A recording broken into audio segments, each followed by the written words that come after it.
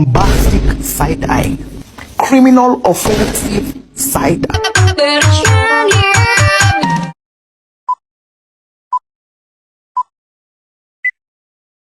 Assalamualaikum warahmatullahi wabarakatuh.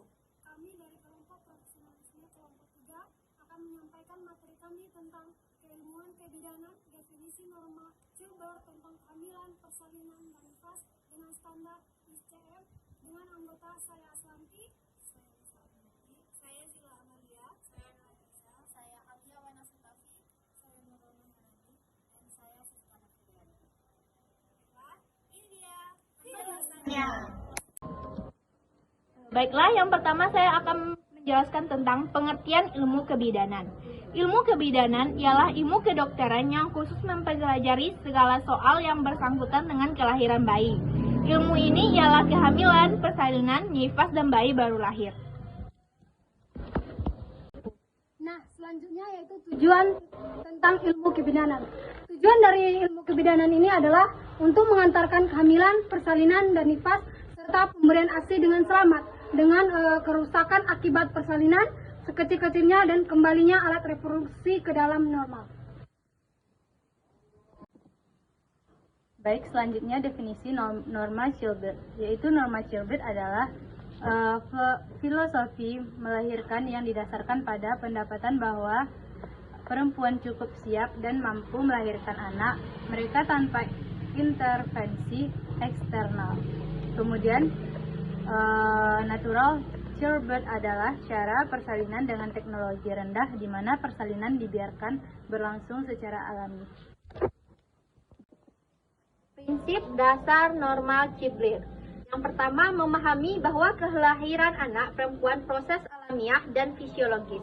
Yang kedua, menggunakan cara-cara sederhana, tidak melakukan intervensi, tidak ada indikasi secara ke teknologi.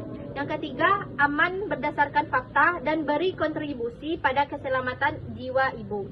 Yang keempat, terpusat pada ibu, bukan pada pemberian asuhan kesehatan atau lembaga. Yang kelima, menjaga privasi atau kerahasiaan ibu. Yang keenam, membantu ibu agar merasa aman, nyaman, dan didukung emosionalnya. Yang ketujuh, pastikan kaum ibu mendapatkan informasi, penjelasan, dan konseling yang cukup. Yang kedelapan, mendorong ibu dan keluarga agar memberi peserta aktif dan membuat keputusan. Yang kesembilan, menghormati praktek-praktek adat keyakinan agama. Yang kesepuluh, memantau kesejahteraan fisik, psikologis, spiritual, sosial ibu atau keluarga selama kelahiran anak. Yang terakhir, memfokuskan perhatian pada peningkatan kesehatan dan pencegahan penyakit.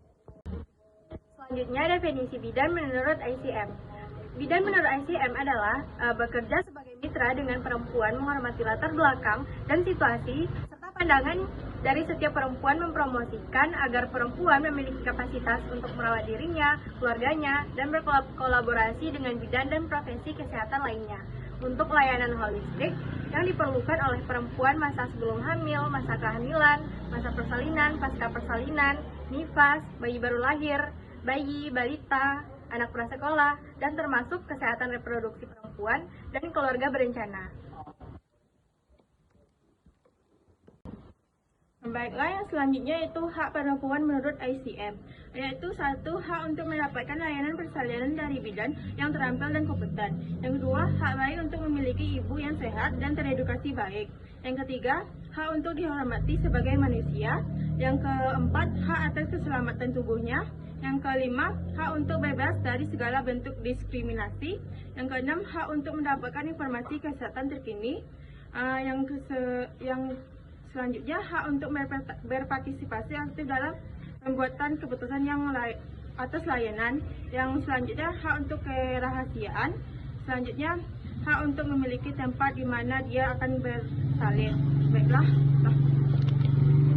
Untuk mendapatkan pendidikan kebidanan yang dapat memampukan dirinya untuk membangun dan mempertahankan kompetensi sebagai bidan. Kedua adalah hak untuk praktek sesuai dengan tanggung jawab yang sudah disepakati oleh HCM atau organisasi profesi bidan. Ketiga, hak untuk diakui, dihargai, dan didukung sebagai profesional kesehatan. Yang keempat, hak untuk akses organisasi, profesi kebidanan yang kuat yang dapat berkontribusi pada kebijakan dan asuhan kebidanan